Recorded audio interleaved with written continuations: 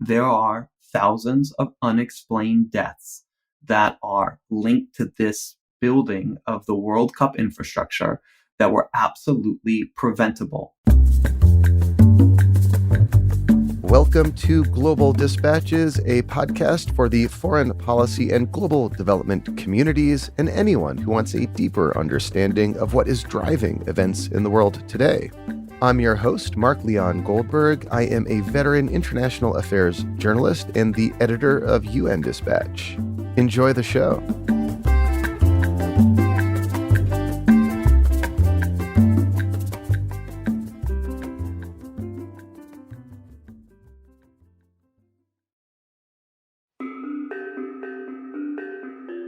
As the World Cup kicks off in Qatar, the plight of the migrant workers who built the facilities enjoyed by fans and spectators is coming into sharper focus.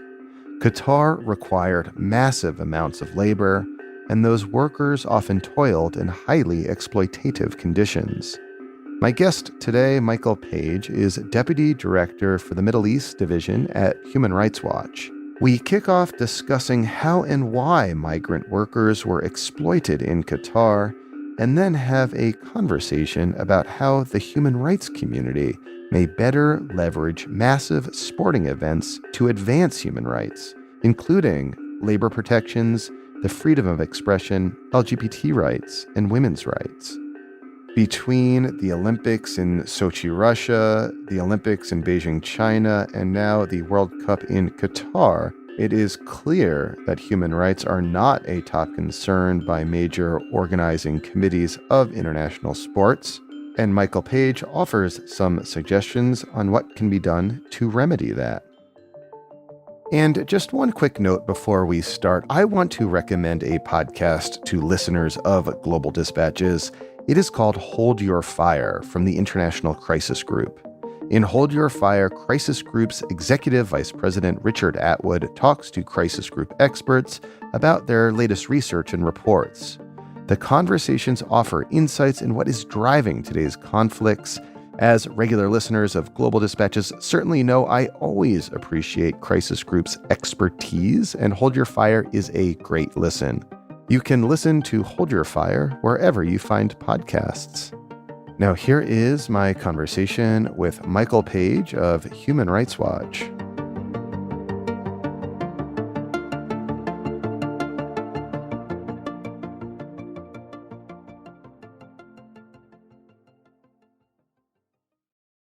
So, Michael, I have been doing this podcast for a very long time, and all the way back in 2014, I published an episode about the exploitation of migrant workers from Nepal sent to Qatar to construct facilities for the World Cup.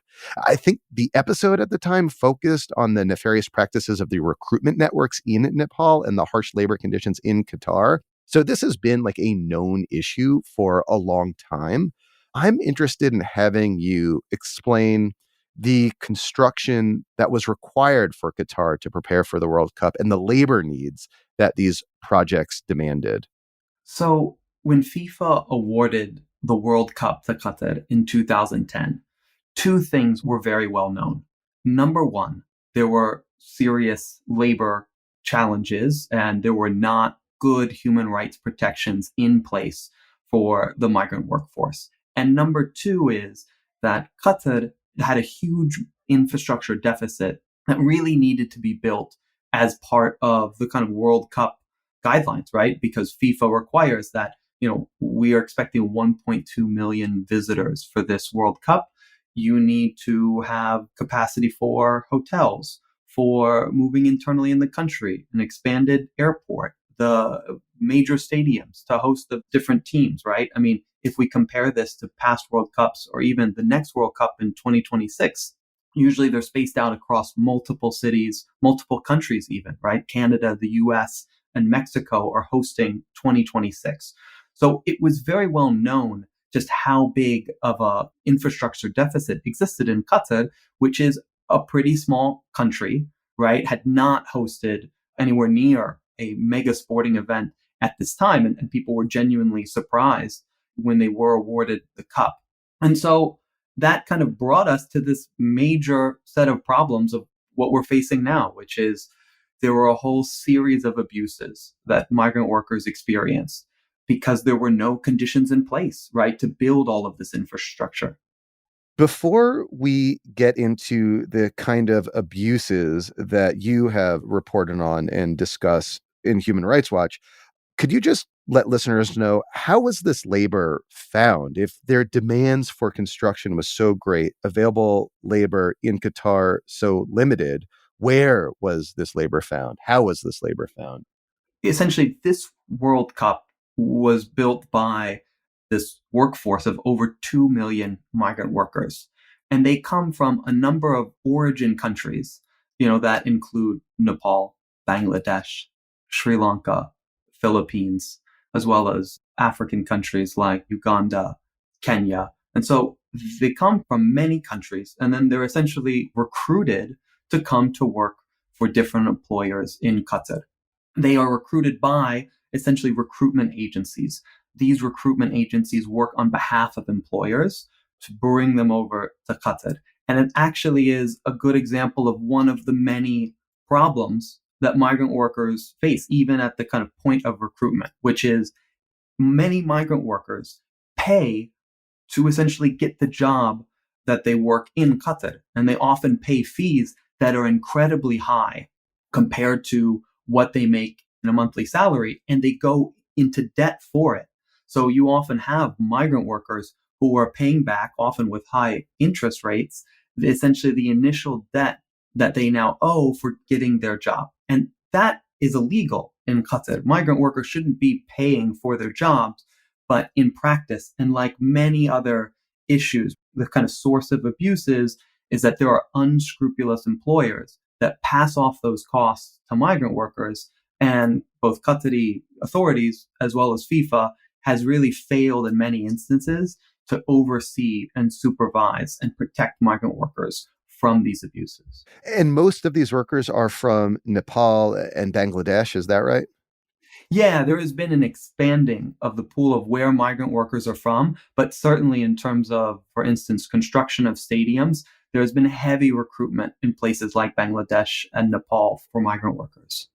At the center of abuses of migrant laborers in Qatar is a legal framework defining the relationship between migrant workers and their employers, known as the kafala system. Can you explain what is that system and how has it operated in Qatar over these last several years in the run up to the World Cup? Right, kafala, it means sponsorship. So essentially, the employer is the sponsor of the migrant worker who comes over. And in practice, what is this system? It's a labor governance system that gives incredible power to the employer over migrant workers' life and how they work. And it's ripe for abuse. So essentially, the accommodations that migrant workers live in, the ability for migrant workers to change jobs between employers, the outside heat conditions or working conditions of when workers can or cannot stop, right? I mean, Qatar, we are talking about the World Cup just as an aside. You know, we're talking about it now in November and December because it was essentially too hot to be held during the summer months for both fans and football players. But that concern was never shown for migrant workers who often built outdoor infrastructure in incredibly hot and dangerous conditions. And so essentially the kafala system gives all of this power to employers who have then, exploited migrant workers in a whole variety of ways, right? And so just to name some of the most important ones is number one, they often just haven't paid migrant workers what they're owed, or they've delayed wages for months at a time, if not longer. They've often stopped migrant workers from being able to change jobs. And so we can imagine in the hands of an unscrupulous employer, that type of power is a huge problem. You essentially don't have a free labor market, right? You can't leave jobs that are abusive. Employers can even charge migrant workers or put the charge forward of migrant workers, quote unquote, absconding. Essentially they can be charged even with a criminal offense if found guilty. So, if a migrant laborer decides to leave his job, he can be charged with a crime of absconding, meaning that his decision to not show up to work is some sort of offense under the Criminal Court of Qatar. That's correct. An employer can essentially put that charge forward for Qatari authorities and the labor ministry to adjudicate. But the fact that that exists just shows the kind of level of power and control that employers have over their workforce. And even in terms of the reforms that have been had, a lot has been made of recent reforms around, for instance, this no objection certificate. Essentially, in the past, an employer had to essentially give what was called a no objection certificate for a migrant worker to change from his current job to another job. But even though that's been rescinded, in practice, essentially employers have found a way to kind of bring that back up. So just to kind of re-emphasize, it's very difficult for migrant workers to kind of change jobs or to leave abusive situations. Are there any specific stories or anecdotes you could share that are illustrative of the deprivations embedded in the kafala system? I think a good example is what happened in July and August recently. So among the many restrictions that migrant workers face is it is prohibited to join a union, to set up a union. Strikes are also prohibited. But there comes a time for migrant workers, as happened just a few months ago, where essentially they reach a point when they're not paid for months, where they have this choice between break the law and protest for what they're owed, or face deportation, or just face not getting any money for months and slowly not being able to pay back loans that they have, to give money, to send remittances. And so, this is something that Human Rights Watch and other groups have documented even in the past few months, in which migrant workers essentially had to go on strike because their employers weren't paying for them and individuals were deported, right? They were jailed and then deported. And I think it's something where it just goes to show the level of cost and risk that migrant workers face, even now, in a context where there are apparently or supposedly a lot of reforms that have occurred to protect them. Less than a year ago, there's the story of Malcolm Badali, who was a migrant worker that was publicly criticizing the kind of migrant worker abuses and problems in Qatar. He was forcibly disappeared and then eventually deported outside of Qatar for criticizing. And so that is the context that migrant workers are living in which they face severe repercussions for even just speaking out about the situation that they live in. Are there other human rights concerns that have been brought to light or have been perhaps emphasized in advance of the World Cup? A general point to emphasize is very little of any of these issues that have been surfacing in recent months and years are a surprise, right? So, just to give from another context, LGBT people's rights in Qatar are severely restricted. Human Rights Watch and others have actually documented, even recently as of September, of LGBT people being mistreated, detained, in some cases, forced to go to a kind of government conversion center. And this is something that people have been raising the alarm about for years, yet FIFA still decided not only to have Qatar host the World Cup, but not really push forward on real changes in the country that would protect both fans and residents, which is changing discriminatory laws that exist. Among them, most important being if you are found to have same sex relations or even sex outside marriage, you could face up to 7 years in prison. So FIFA does not necessarily have a reputation as being the most above the board entity, but was there anything they could have done in the run up to the World Cup to perhaps mitigate some of the expected labor exploitation in particular that occurred?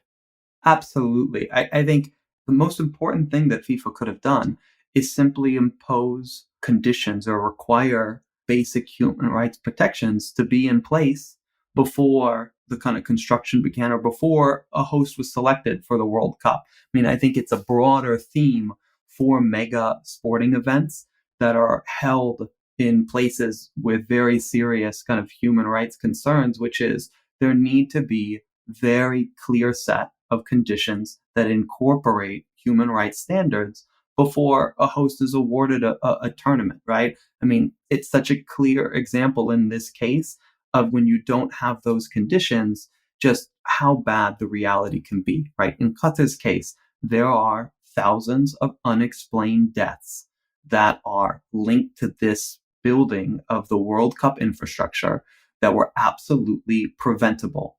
And yet, FIFA only very belatedly tried to, adopt a human rights policy like they have in 2017, and on occasion references human rights language. But even now, their language is pretty negative, right? They've essentially told the, football associations calling for human rights to be respected or calling for a compensation fund for migrant workers to say, focus on the football, or more colloquially, shut up and play, right? We don't want to hear it from football associations. So yeah, I mean, FIFA's not done a great job. I think maybe you could argue has done a terrible job, in terms of for this World Cup, ensuring that the conditions were in place to kind of protect minimum standards of human rights. So you just alluded to this, but there have now been several major sporting events held in illiberal countries over the last few years. We had the Olympics in Sochi in Russia, the Olympics in Beijing in China, and now the World Cup in Qatar. Each time there has been this discussion among human rights activists about the juxtaposition of having this major international event held alongside countries that are abusive to their own citizens and exploitative in a number of ways. Yet these events keep happening. I'm wondering if it's a failure of the human rights community writ large, the fact that these major institutions, FIFA, the International Olympic Committee, keep awarding major events to illiberal countries that abuse their own citizens and impose all these human rights restrictions. I think the challenge from a human rights perspective is that these institutions like FIFA, have long been largely unaccountable to the base of people who they should be, right?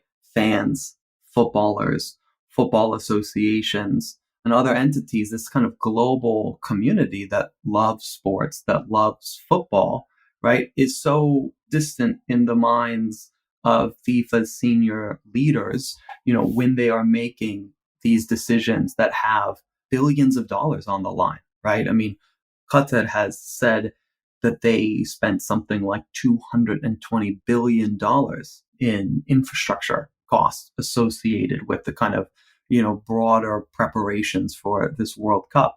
So that's just a huge amount on the line. And unfortunately, your everyday football fan has not had the ability, as well as human rights groups, to kind of influence ahead. I think here's a real question is that, okay, there now are human rights conditions, a human rights policy, in place for FIFA. Are they going to stay committed to that for the awarding of the next World Cup in 2030, which includes a bid, for instance, that I believe is made up of Saudi Arabia, Egypt, and Greece, where at least two of those countries have very serious human rights concerns that hopefully would be incorporated and reviewed as part of awarding, any kind of hosting. And so I think that is the question.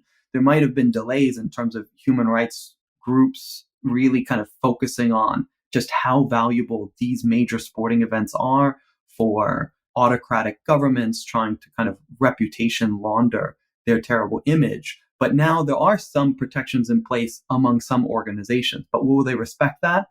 It's a question. Well, how do you make a entity like FIFA or like the International Olympic Committee more susceptible to activist pressure and more responsive to human rights concerns? Is there like a formula that can be applied? I mean, I wish there was an easier formula. to be applied, because especially anyone who's seen the kind of recent history of FIFA, it is one of general unaccountability for some of its decision making.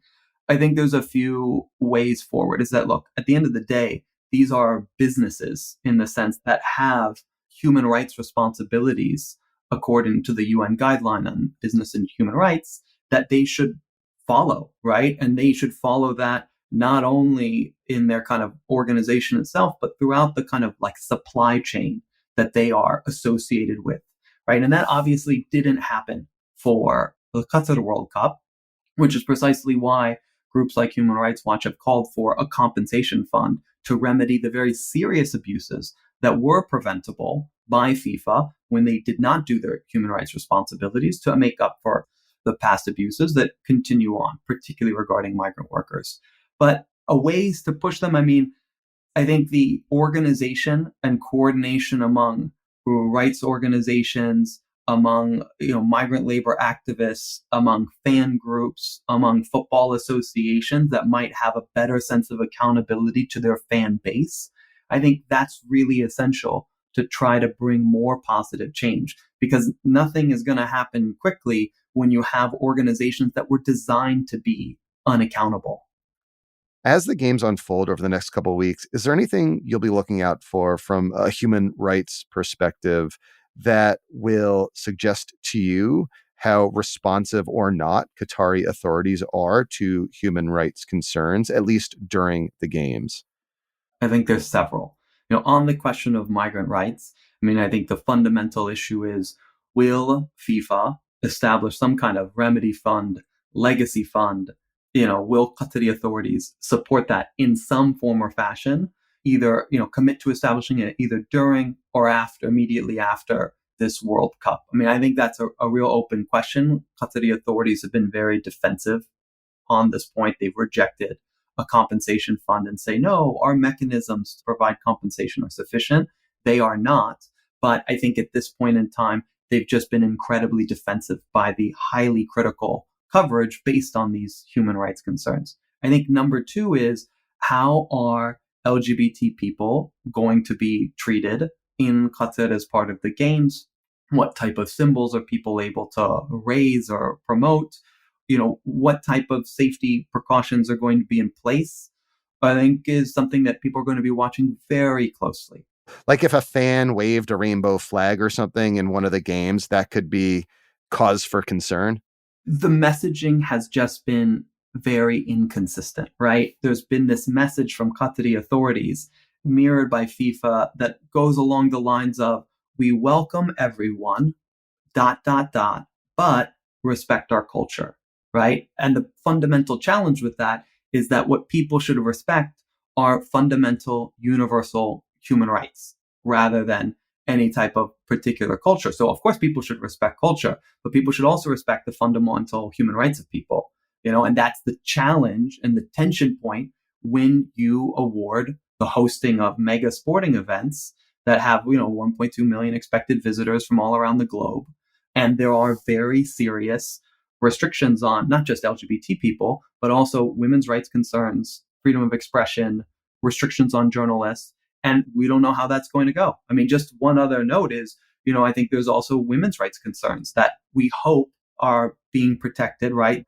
In any kind of mega sporting event, there are risks of sexual violence. And so the question is that women who report sexual violence or assault in this context, will they actually face risks, as other women have in Qatar, of being accused of extramarital affairs? I think this is a real concern about, for instance, how Qatari authorities manage these types of situations when there are problematic or discriminatory laws on the books that affect women and LGBT people and many others.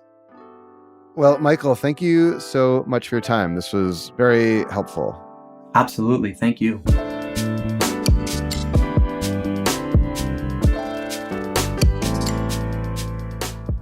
Thank you for listening to Global Dispatches. Our show is produced by me, Mark Leon Goldberg, and edited and mixed by Levi Sharp. If you have any questions or comments, please email us using the contact button on globaldispatchespodcast.com, or hit me up on Twitter at Mark L. Goldberg. Please rate and subscribe to our show on Apple Podcasts.